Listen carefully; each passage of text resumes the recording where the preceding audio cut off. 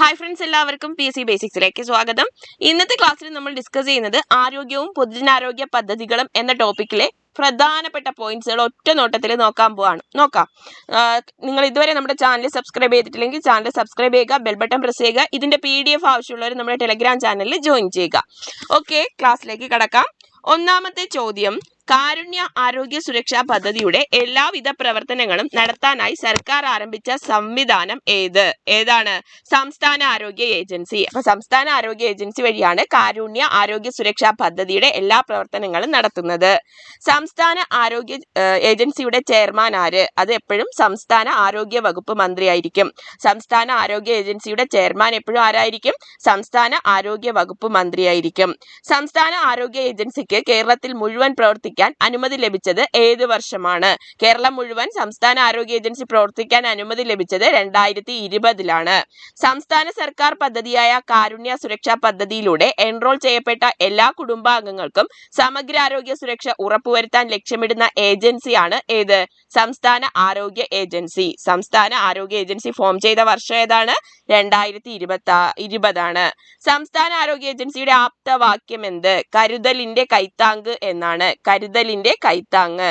കേന്ദ്ര സംസ്ഥാന സർക്കാരുകൾക്ക് കീഴിൽ വരുന്ന വിവിധ അനുബന്ധ വകുപ്പുകൾ, ഏജൻസികൾ, സാമ്പത്തിക സഹായ സ്ഥാപനങ്ങൾ, NGOകൾ തുടങ്ങിയവയെ കൂട്ടിയോജിപ്പിക്കുന്ന സംവിധാനമാണ് നമ്മുടെ സംസ്ഥാന ആരോഗ്യ ഏജൻസി. അപ്പൊ സംസ്ഥാന ആരോഗ്യ ഏജൻസിയാണ് കേന്ദ്ര സംസ്ഥാന സർക്കാരുകൾക്ക് കീഴിൽ വരുന്ന വിവിധ അനുബന്ധ വകുപ്പുകൾ, ഏജൻസികൾ, സാമ്പത്തിക സഹായ സ്ഥാപനങ്ങൾ, NGO തുടങ്ങിയവയൊക്കെ ബന്ധിപ്പിക്കുന്നത്.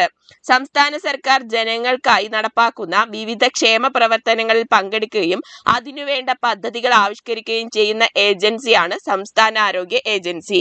സംസ്ഥാന സർക്കാർ ജനങ്ങൾക്കായി നടപ്പാക്കുന്ന വിവിധ ക്ഷേമ പ്രവർത്തനങ്ങളിൽ പങ്കെടുക്കുകയും അതിനുവേണ്ട പദ്ധതികൾ ആവിഷ്കരിക്കുകയും ചെയ്യുന്ന ഏജൻസിയാണ് ഏത്? സംസ്ഥാന ആരോഗ്യ ഏജൻസി. കേന്ദ്രവും സംസ്ഥാനങ്ങളും തമ്മിൽ ഏത് അനുപാതത്തിലാണ് പദ്ധതിയിൽ ഫണ്ട് പങ്കിടുന്നത്? ഏതാണ് ഈ പദ്ധതിയിലെ ഫണ്ട് പങ്കിടുന്നത്? 60:40. അതായത് 60% കേന്ദ്രവും 40% സംസ്ഥാനവുമാണ് ഫണ്ട് പങ്കിടുന്നത്. കേരളത്തിലെ സർക്കാർ ആശുപത്രികളെ രോഗി സൗഹൃദമാക്കാനുള്ള പദ്ധതിയാണ് ആർദ്രം മിഷൻ. കേരളത്തിലെ സർക്കാർ ആശുപത്രികളെ രോഗി സൗഹൃദമാക്കാനുള്ള പദ്ധതിയാണ് ആർദ്രം മിഷൻ. സർക്കാർ ആശുപത്രികളിലെ സേവനങ്ങളും സൗകര്യങ്ങളും മെച്ചപ്പെടുത്താനും ന്യായമായ ചെലവിലും സമയത്തും സംതൃപ്തിയിലും ചികിത്സ നൽകാനും ലക്ഷ്യമിടുന്ന സംരംഭമാണ് ആർദ്രം മിഷൻ. മെഡിക്കൽ കോളേജ് ആശുപത്രികളുടെയും മറ്റ് ഗവൺമെന്റ് ആശുപത്രികളുടെയും ഔട്ട് പേഷ്യന്റ് വിഭാഗങ്ങളുടെ രോഗി സൗഹൃദ പരിവർത്തനമാണ് ജില്ലാ താലൂക്ക് തല ആശുപത്രികളെ മാതൃക നിലവാരത്തിലേക്ക് ഉയർത്തൽ, പ്രാഥമിക ആരോഗ്യ കേന്ദ്രങ്ങളെ കുടുംബാരോഗ്യ കേന്ദ്രങ്ങളാക്കി വികസിപ്പിക്കുക എന്നിവ ഏത് മിഷന്റെ പ്രധാന ലക്ഷ്യങ്ങളാണ്? ആർദ്രം മിഷന്റെ. അപ്പൊ ആർദ്രം മിഷനുമായി ബന്ധപ്പെട്ടിട്ടുള്ള ക്വസ്റ്റ്യൻസ് എല്ലാം പഠിക്കണം. ഒന്നാമത്തത് എന്താണ്? കേരളത്തിലെ സർക്കാർ ആശുപത്രികളെ രോഗി സൗഹൃദമാക്കുന്നതിന് വേണ്ടിയിട്ടുള്ള പദ്ധതിയാണ് ആർദ്രം മിഷൻ. സർക്കാർ ആശുപത്രികളിലെ സേവനങ്ങളും സൗകര്യങ്ങളും മെച്ചപ്പെടുത്താനും ന്യായമായ ചെലവിലും സമയത്തും സംതൃപ്തിയിലും ചികിത്സ നൽകാനും ലക്ഷ്യമിടുന്ന സംരംഭമാണ് ആർദ്രം മിഷൻ. മെഡിക്കൽ കോളേജ് ആശുപത്രികളുടെയും മറ്റ് ഗവൺമെന്റ് ആശുപത്രികളുടെയും ഔട്ട് പേഷ്യന്റ് വിഭാഗങ്ങളുടെ രോഗി സൗഹൃദ പരിവർത്തനം, ജില്ലാ താലൂക്ക് തല ആശുപത്രികളെ മാതൃക നിലവാരത്തിലേക്ക് ഉയർത്തൽ, പ്രാഥമിക ആരോഗ്യ കേന്ദ്രങ്ങളെ കുടുംബാരോഗ്യ കേന്ദ്രങ്ങളാക്കി വികസിപ്പിക്കുക എന്നിവയൊക്കെയാണ് ആർദ്രം മിഷന്റെ പ്രധാന ധർമ്മങ്ങൾ. ആർദ്രം മിഷന്റെ ചെയർമാനും ആരാണ്? മുഖ്യമന്ത്രിയാണ്. അപ്പൊ നേരത്തെ നമ്മൾ പറഞ്ഞ മെഡിക്കൽ ഏജൻസിയുടെ സംസ്ഥാന ആരോഗ്യ ഏജൻസിയുടെ ചെയർമാൻ ആരായിരുന്നു? ആരോഗ്യ വകുപ്പ് മന്ത്രിയാണെങ്കിൽ നമ്മുടെ ഈ ആർദ്രം മിഷന്റെ ചെയർമാൻ മുഖ്യമന്ത്രിയാണ്. ആർദ്രം മിഷന്റെ ഉപാധ്യക്ഷന്മാരാണ് ആരോഗ്യ ധനകാര്യ മന്ത്രിമാർ. ആർദ്രം മിഷന്റെ ഉപാധ്യക്ഷന്മാർ ആരൊക്കെയാണ്? ആരോഗ്യ ധനമന്ത്രിമാരാണ്. ആർദ്രം മിഷന്റെ ചെയർപേഴ്സൺമാർ തദ്ദേശ സ്വയംഭരണ സിവിൽ സപ്ലൈസ് മന്ത്രിമാരാണ്. ആർദ്രം മിഷന്റെ ചെയർപേഴ്സൺമാർ ആരൊക്കെയാണ്? തദ്ദേശ സ്വയംഭരണ സിവിൽ സപ്ലൈസ് മന്ത്രിമാരാണ്. ആർദ്രം മിഷനിലെ പ്രത്യേക ക്ഷണിതാവ് ആരാണ്? സംസ്ഥാന പ്രതിപക്ഷ നേതാവാണ്. ആർദ്രം മിഷനിലെ പ്രത്യേക ക്ഷണിതാവ് സംസ്ഥാന പ്രതിപക്ഷ നേതാവ്. കേരളത്തിൽ ആരോഗ്യ വകുപ്പ് നടത്തിവരുന്ന കോംപ്രിഹെൻസീവ് ന്യൂബോൺ സ്ക്രീനിംഗ് പ്രോഗ്രാം ഏതു പേരിലാണ് അറിയപ്പെടുന്നത്? ശലഭം എന്നാണ്. അതായത് ന്യൂബോൺ ബേബി, പുതിയ ബേബികൾക്ക് വേണ്ടിയിട്ടുള്ള സ്ക്രീനിംഗ് പ്രോഗ്രാം ആണത്. ഇത് ശലഭം എന്നാണ് അറിയപ്പെടുന്നത്. ഇനി SCERT വേണ്ടിയിട്ട് നിങ്ങൾ SCERT പഠിക്കുന്നതിന് വേണ്ടിയിട്ട് നിങ്ങൾ കോഴ്സ് അന്വേഷിച്ച് നടക്കുവാണെങ്കിൽ നമ്മുടെ PSC ബേസിക്സിന്റെ ആപ്പിൽ കോഴ്സ് അവൈലബിൾ ആണ്. വീഡിയോ ക്ലാസ്, PDF നോട്ട്, ഓരോ ചാപ്റ്റർ അനുസരിച്ചിട്ടുള്ള മോക്ക് ടെസ്റ്റ്, അത് പഠിക്കുന്നതിന് വേണ്ടിയിട്ടുള്ള ഒരു സ്റ്റഡി പ്ലാൻ, ഇതൊക്കെ 5 മുതൽ 10 വരെയുള്ള SCERT പുസ്തകം മുഴുവനായിട്ട് കവർ ചെയ്തിട്ടാണ്. താല്പര്യമുള്ളവർക്ക് ജോയിൻ ചെയ്യാം. ഓക്കെ, അടുത്ത ചോദ്യം, സംസ്ഥാന സർക്കാരിന്റെ ആർദ്രം പദ്ധതിയുടെ ഭാഗമായി ആരോഗ്യ മേഖലയിൽ നടത്തിവരുന്ന ഏറ്റവും പുതിയ മാതൃക ഏതാണ്? അതാണ് ഈ ശലഭം എന്ന് പറയുന്നത്. കോംപ്രിഹെൻസീവ് ന്യൂബോൺ സ്ക്രീനിങ് പ്രോഗ്രാം ആണ് ശലഭം. ഈ ശലഭം എന്ന് പറയുന്ന പരിപാടി ഏതിന്റെ കീഴിൽ വരുന്നതാണ്? ആർദ്രം പദ്ധതിയുടെ കീഴിൽ വരുന്നതാണ്. ശലഭം പരിപാടിയുടെ പ്രധാന ലക്ഷ്യം എന്താണ്? ശിശു മാതൃമരണ നിരക്കുകൾ കുറയ്ക്കുക എന്നാണ്. നവജാത ശിശുക്കളുടെ സമഗ്ര ആരോഗ്യ പരിശോധനയിലൂടെ കുഞ്ഞുങ്ങളെ ആരോഗ്യപൂർണമായ അതിജീവനത്തിലേക്ക് കൈപിടിച്ചുയർത്താൻ ആവിഷ്കരിച്ച പദ്ധതിയാണ് ശലഭം. ഏതാണ്? ശലഭം. തല മുതൽ കാൽപാദം വരെയുള്ള സമഗ്രമായ ആരോഗ്യ പരിശോധന നവജാത ശിശുക്കളിൽ നടത്തുന്ന പദ്ധതിയാണ് ശലഭം. പൂർണ്ണ ശയ്യാവലംബരായവരെ പരിചരിക്കുന്നവർക്ക് നൽകുന്ന പ്രതിമാസ ധനസഹായ പദ്ധതിയാണ് ആശ്വാസകിരണം. അതായത് കിടപ്പ് രോഗികളെ നോക്കുന്നവർക്ക് നൽകുന്ന ഒരു ആശ്വാസം ആണ് ഏത്? ആശ്വാസകിരണം. ഒരു നഗരത്തിലെ നിയുക്ത കേന്ദ്രങ്ങളിൽ പൊതുജനങ്ങൾക്ക് ദിവസത്തിലൊരിക്കൽ ഉയർന്ന സബ്സിഡി നൽകുന്ന ഭക്ഷണം നൽകാൻ ലക്ഷ്യമിടുന്ന പദ്ധതിയാണ് hunger free city. Hunger free city ആയിട്ട് തെരഞ്ഞെടുത്ത ആദ്യത്തെ നഗരം ഏതാണ്? കോഴിക്കോടാണ്. വിശപ്പ് രഹിത പദ്ധതിയാണ്, വിശപ്പ് രഹിത നഗരമാണ് ഹങ്കർ ഫ്രീ സിറ്റി കൊണ്ട് ഉദ്ദേശിക്കുന്നത്. അങ്ങനെ ആദ്യത്തെ നഗരം ഏതാണ് തെരഞ്ഞെടുത്തത്? കോഴിക്കോടാണ്. നഗരത്തിലെ ഒരു വ്യക്തിയും ഒരു ദിവസം ഭക്ഷണം ഒന്നുമില്ലാതിരിക്കില്ലെന്ന് ഉറപ്പാക്കാൻ ലക്ഷ്യമിടുന്ന പദ്ധതിയാണ് ഹങ്കർ ഫ്രീ സിറ്റി. 65 വയസ്സിന് മുകളിൽ പ്രായമുള്ളവർക്കുള്ള ആരോഗ്യ സാമൂഹിക പരിരക്ഷാ പദ്ധതിയാണ് വയോമിത്രം. എത്ര വയസ്സിന് മുകളിലുള്ളവരാണ്? 65 വയസ്സിന് മുകളിൽ പ്രായമുള്ളവർക്കാണ് വയോമിത്രം. ഉപ്പ്, കൊഴുപ്പ് എന്നിവയുടെ അമിത ഉപയോഗം, പുകവലി, വ്യായാമക്കുറവ് തുടങ്ങിയ അനാരോഗ്യമായ ശീലങ്ങൾ ജീവിതശൈലി രോഗാവസ്ഥയ്ക്ക് കാരണമാകും. ഏതാണ്? അതിരക്തസമ്മർദ്ദം. ഒരാളിൽ നിന്നും മറ്റൊരാളിലേക്ക് പകരുന്ന രോഗങ്ങൾ എങ്ങനെ അറിയപ്പെടുന്നു? ഏതാണ്? പകർച്ചവ്യാധികളാണ്. പകർച്ചവ്യാധികൾക്ക് ഉദാഹരണം ഏതൊക്കെയാണ്? ഒരുപാട് നമുക്കറിയാം. പകർച്ചവ്യാധി, ജലദോഷം, ചെങ്കണ്ണ്, ഡെങ്കിപ്പനി ഒക്കെ പകർച്ചവ്യാധിക്ക് ഉദാഹരണമാണ്. പകർച്ചവ്യാധികൾ പകരാനുള്ള പ്രധാനപ്പെട്ട കാരണങ്ങൾ ഏതൊക്കെയാണ്? ഒന്ന് സമ്പർക്കം വഴി, വായു വഴി, ജലം വഴി, ഭക്ഷണം വഴി, ശാരീരിക ബന്ധം വഴി. വായുവിലൂടെ പകരുന്ന രോഗങ്ങൾ ഏതെല്ലാം? നിങ്ങൾ കോഡൊക്കെ യൂസ് ചെയ്തിട്ട് പഠിച്ചിട്ടുണ്ടെന്ന് അറിയാം. ഏതൊക്കെയാണ്?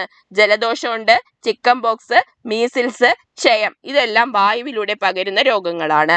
വെള്ളം, ആഹാരം എന്നിവയിലൂടെ പകരുന്ന രോഗങ്ങൾക്ക് ഉദാഹരണമാണ് എലിപ്പനി, ടൈഫോയിഡ്, കോളറ, മഞ്ഞപ്പിത്തം. ഈച്ച പരത്തുന്ന രോഗങ്ങൾക്ക് ഉദാഹരണം ഏതൊക്കെയാണ്? കോളറയും വയറിളക്കവുമാണ്. കൊതുക് പരത്തുന്ന പകർച്ചവ്യാധികളാണ് മന്ത്, ഡെങ്കിപ്പനി, മലേറിയ, ചിക്കൻ ഗുനിയ, ജപ്പാൻ ജ്വരം. സമ്പർക്ക മുഖേന, അതായത് കോണ്ടാക്ട് മുഖേന പകരുന്ന രോഗങ്ങൾക്ക് ഉദാഹരണമാണ് ചെങ്കണ്ണ്, കുഷ്ഠം എന്നിവ. ലൈംഗിക ബന്ധത്തിലൂടെ പകരുന്ന രോഗങ്ങൾക്ക് ഉദാഹരണമാണ് എയ്ഡ്സും സിഫിലിസും. പുകവലിക്കുന്നവരുമായുള്ള സാമീപ്യം മൂലം പുകവലിക്കാത്തവരും പുക ശ്വസിക്കാൻ ഇടവരുന്ന എങ്ങനെ അറിയപ്പെടുന്നു? നിഷ്ക്രിയ പുകവലി അഥവാ പാസീവ് സ്മോക്കിംഗ്. അതപ്പോ നമ്മൾ പോയി പുകവലിക്കുന്ന ഒരാളുടെ അടുത്ത് പോയി നിൽക്കുകയാണെങ്കിൽ അപ്പൊ നമ്മളും പുക ശ്വസിക്കുകയാണ്. അപ്പോൾ പുകവലിക്കുന്നവരുമായുള്ള സാമീപ്യം മൂലം പുകവലിക്കാത്തവരും പുക ശ്വസിക്കാൻ ഇടവരുന്നതിനെയാണ് നിഷ്ക്രിയ പുകവലി എന്ന് പറയുന്നത്. ലോക പുകയില വിരുദ്ധ ദിനമായി ആചരിക്കുന്ന ദിവസം എന്നാണ്? മെയ് 31-നാണ്. പമ്പ് ചെയ്യപ്പെടുന്ന അധിക രക്തം ധമനികളിൽ ഏൽപ്പിക്കുന്ന മർദ്ദം ഏതാണ്? സിസ്റ്റളിക് പ്രഷർ ആണ്. പമ്പ് ചെയ്യുന്ന അധിക രക്തം ധമനികളിൽ ഏൽപ്പിക്കുന്ന മർദ്ദമാണ് സിസ്റ്റളിക് പ്രഷർ. സിസ്റ്റളിക് പ്രഷറിന്റെ സാധാരണ അളവ് എത്രയാണ്? 120 mmHg ആണ്. ഹൃദയം പൂർണ്ണമായും വികസിച്ച് രക്തം പ്രവേശിക്കുമ്പോൾ ധമനികളിൽ അനുഭവപ്പെടുന്ന കുറഞ്ഞ മർദ്ദമാണ് ഡയസ്റ്റളിക് പ്രഷർ. ഡയസ്റ്റളിക് പ്രഷറിന്റെ സാധാരണ അളവ് എത്രയാണ്? 80 mmHg ആണ്. രക്തസമ്മർദ്ദം അളക്കാൻ ഉപയോഗിക്കുന്ന ഉപകരണം ഏതാണ്? നിങ്ങൾക്ക് എല്ലാം അറിയാം, സ്വിഗ്മോ മാനോമീറ്റർ ആണ്. മനുഷ്യരിലെ അഭിലഷണീയമായ രക്തസമ്മർദ്ദ നിരക്ക് അല്ലെങ്കിൽ ആവറേജ് രക്തസമ്മർദ്ദ നിരക്ക് എത്രയാണ്? 120/80 mmHg. ഇതിനകത്ത് 120 സിസ്റ്റോളിക് പ്രഷറും 80 ഡയസ്റ്റോളിക് പ്രഷറുമാണ്.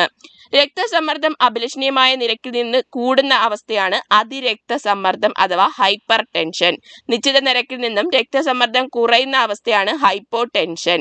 ഹൈപ്പോടെൻഷൻ, ഹൈപ്പർ ടെൻഷൻ എന്നിവ നിയന്ത്രിച്ചില്ലെങ്കിൽ ഉണ്ടാകാവുന്ന അപകടകരമായ അവസ്ഥകൾ ഏവ?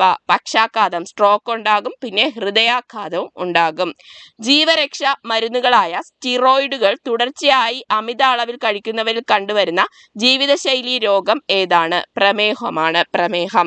ജീവരക്ഷാ മരുന്നുകളായ സ്റ്റിറോയിഡുകൾ തുടർച്ചയായ അമിത അളവിൽ കഴിക്കുന്നവരിൽ കണ്ടുവരുന്ന ജീവിതശൈലി രോഗമാണ് പ്രമേഹം.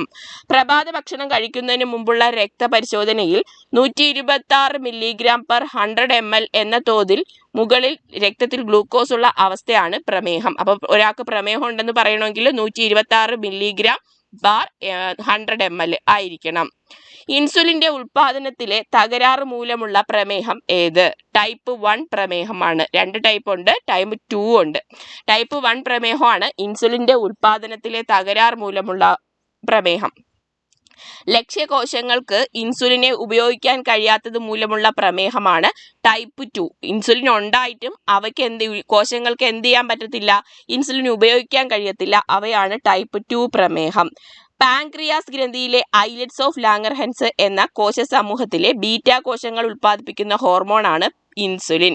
പാൻക്രിയാസ് ഗ്രന്ഥിയിലെ ഐലറ്റ്സ് ഓഫ് ലാംഗർഹാൻസ് എന്ന കോശ സമൂഹത്തിലെ ബീറ്റാ കോശങ്ങൾ ഉൽപ്പാദിപ്പിക്കുന്ന ഹോർമോണാണ് ഏത്? ഇൻസുലിൻ. പാൻക്രീസിലെ ആൽഫ കോശങ്ങൾ ഉൽപ്പാദിപ്പിക്കുന്ന ഹോർമോൺ ഏതാണ്? ഗ്ലൂക്കഗോൺ ആണ്. ഗ്ലൂക്കഗോൺ മറന്നു പോവരുത്. ബീറ്റാ കോശങ്ങളാണ് ഏത് ഉൽപ്പാദിപ്പിക്കുന്നത്? ഇൻസുലിൻ. ഗ്ലൂക്കഗോൺ ഉൽപ്പാദിപ്പിക്കുന്നത് ആൽഫ കോശങ്ങളാണ്. ഗ്ലൂക്കോസിനെ കോശങ്ങളിലേക്ക് പ്രവേശിപ്പിക്കുന്നതും കരളിലും പേശികളിലും വെച്ച് ഗ്ലൂക്കോസിനെ ഗ്ലൈക്കോജൻ ആക്കുന്നതും ഏത് ഹോർമോണാണ്? ഇൻസുലിനാണ്. ഗ്ലൂക്കോസിനെ കോശങ്ങളിലേക്ക് പ്രവേശിപ്പിക്കുന്നതും കരളിലും പേശികളിലും വെച്ച് ഗ്ലൂക്കോസിനെ ഗ്ലൈക്കോജനാക്കി മാറ്റുന്നതും ആരാണ്? ഇൻസുലിനാണ്. കരളിൽ സംഭരിച്ചിരിക്കുന്ന ഗ്ലൈക്കോജനെ ഗ്ലൂക്കോസ് ആക്കി മാറ്റുന്നത് ഗ്ലൂക്കഗോൺ ആണ്. അപ്പം തിരിഞ്ഞു പോവരുത്. ഗ്ലൂക്കോസിനെ കോശങ്ങളിലേക്ക് പ്രവേശിപ്പിക്കുന്നതും കരളിലും പേശികളിലും വെച്ച് ഗ്ലൂക്കോസിനെ ഗ്ലൈക്കോജൻ ആക്കുന്നതും ഏത് ഹോർമോണാണ്? ഇൻസുലിനാണ്. കരളിൽ സംഭരിച്ചിരിക്കുന്ന ഗ്ലൈക്കോജനെ ഗ്ലൂക്കോസ് ആക്കി മാറ്റുന്നത് ഏത് ഹോർമോണാണ്? ഗ്ലൂക്കഗോൺ ആണ്. രക്തത്തിലെ ഗ്ലൂക്കോസിന്റെ സാധാരണ അളവ് എത്രയാണ്? 70-110 mg/100 ml ആണ്. 70-110 mg/100 ml ആണ്. ബീറ്റാ കോശങ്ങൾ നശിക്കുന്നതിന് ഫലമായിട്ട് ഇൻസുലിൻ ഉൽപാദനത്തിൽ ഉണ്ടാകുന്ന കുറവോ ഉൽപ്പാദിപ്പിക്കപ്പെടുന്ന ഇൻസുലിനെ കോശങ്ങൾക്ക് ഉപയോഗിക്കാൻ കഴിയാത്തത് മൂലമോ രക്തത്തിലെ ഗ്ലൂക്കോസിന്റെ അളവ് കൂടുന്ന രോഗാവസ്ഥയാണ് പ്രമേഹം. ബീറ്റാ കോശങ്ങൾ കാരണം എന്താണ്? ഇൻസുലിനെ വർക്ക് ചെയ്യിപ്പിക്കും. ഇൻസുലിൻ ഉണ്ടാകുന്നത് ബീറ്റാ കോശങ്ങളിലാണ്. അപ്പൊ ബീറ്റാ കോശങ്ങൾ നശിക്കുന്നതിന്റെ ഫലമായിട്ട് ഇൻസുലിൻ ഉൽപാദനത്തിൽ കുറവുണ്ടാവും. ഇല്ലെങ്കിൽ ഉൽപ്പാദിപ്പിക്കപ്പെടുന്ന ഇൻസുലിനെ കോശങ്ങൾ ഉപയോഗിക്കാതെ വരും. അത് ടൈപ്പ് 2 പ്രമേഹം. ഇത് കഴിയാത്തത് മൂലം രക്തത്തിലെ ഗ്ലൂക്കോസിന്റെ അളവ് കൂടുന്ന അവസ്ഥയാണ് പ്രമേഹം. നിയന്ത്രിതമായ പ്രവർത്തനമായ ക്രമഭംഗത്തിൽ തകരാറുകൾ സംഭവിച്ചത് അമിതമായി വിഭജിച്ച് ക്രമരഹിതമായി പെരുകുന്നത് ഏത് രോഗാവസ്ഥയിലേക്ക് നയിക്കുന്നു? ഏതാണ്? ക്യാൻസറിലേക്കാണ് നയിക്കുന്നത്. ഏത് പ്രായമാണ് കൗമാരപ്രായം എന്നറിയപ്പെടുന്നത്? 10 മുതൽ 19 വയസ്സ് വരെയുള്ളതാണ് കൗമാരപ്രായം. 10 മുതൽ 19 വയസ്സ് വരെയുള്ളത്. ഒരു വ്യക്തിയുടെ വളർച്ച പൂർത്തിയാകുന്നത് പ്രായം ഏതാണ്? 20കളുടെ തുടക്കത്തിലാണ് ഒരു വ്യക്തിയുടെ വളർച്ച പൂർത്തിയാകുന്നത്. ആധുനിക ജീവിതശൈലി രോഗങ്ങൾക്ക് ഉദാഹരണങ്ങൾ ഏതൊക്കെയാണ്? രക്താതിസമ്മർദ്ദം, അമിത കൊളസ്ട്രോള്, പൊണ്ണത്തടി, സന്ധിവാത രോഗങ്ങൾ, അർബുദം, ഹൃദ്രോഗം എന്നിവയൊക്കെയാണ് ജീവിതശൈലി രോഗങ്ങൾക്ക് ഉദാഹരണം. ജീവിതശൈലി രോഗങ്ങളുടെ പ്രധാന പ്രത്യേകതകൾ ഏതൊക്കെയാണ്? സാവധാനം തുടങ്ങുന്നു, വിവിധങ്ങളായ കാരണങ്ങൾ, നീണ്ട രോഗചരിത്രം, ദീർഘകാലത്തെ ചരിത്രം, രോഗം ഭേദമാവുകയില്ല പക്ഷേ നിയന്ത്രിക്കാം, സങ്കീർണമായ ചികിത്സ ഒക്കെയാണ് ജീവിതശൈലി രോഗങ്ങളുടെ പ്രധാന പ്രത്യേകതകൾ. ആഗോള വ്യാപകമായി ആധുനിക കാലഘട്ടത്തിലെ ഏറ്റവും പ്രധാന മരണകാരണമായി ജീവിതശൈലി രോഗമാണ് ഹൃദ്രോഗം.